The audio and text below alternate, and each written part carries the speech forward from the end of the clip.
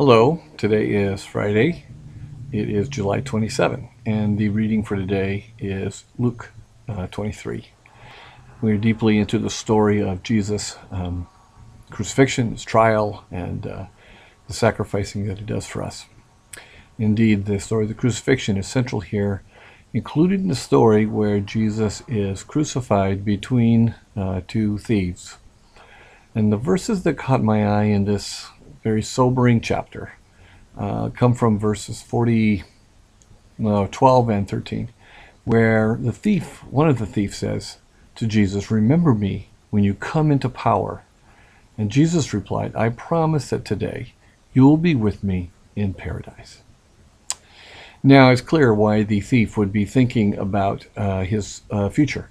If he was a person from the Jewish background, his thought about being judged and what was going to happen to him was all part of the circumstances of his final days.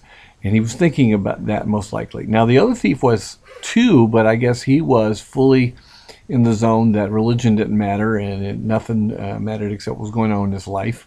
And so he joined in the mocking of Jesus. But this thief said, perhaps out of desperation, "Jesus, I've heard something about you. I hope that you can do something for me in my spiritual life." And what thoughts came to me is, what does it take for me to be aware of my spiritual need? I certainly don't want it to be a crisis like this thief went through. And I'd much rather it be that I live day to day knowing that all of the choices I make either turn me toward Jesus or away.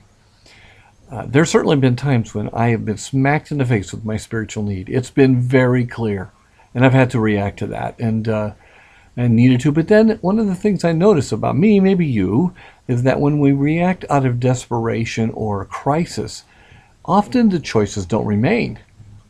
Rather, it's when we build our lives day by day on the focus and make it our pattern, which is why, by the way, spiritual disciplines and spiritual practices are to be part of our life.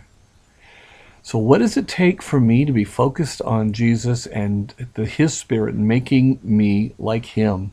It takes every day spending time thinking about it, reflecting on it, and building a way in which I can remember it. Not a crisis, although I have those. But I'd rather build the day-to-day work.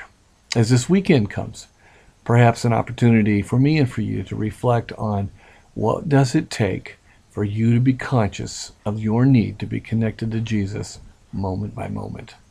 Have a great weekend.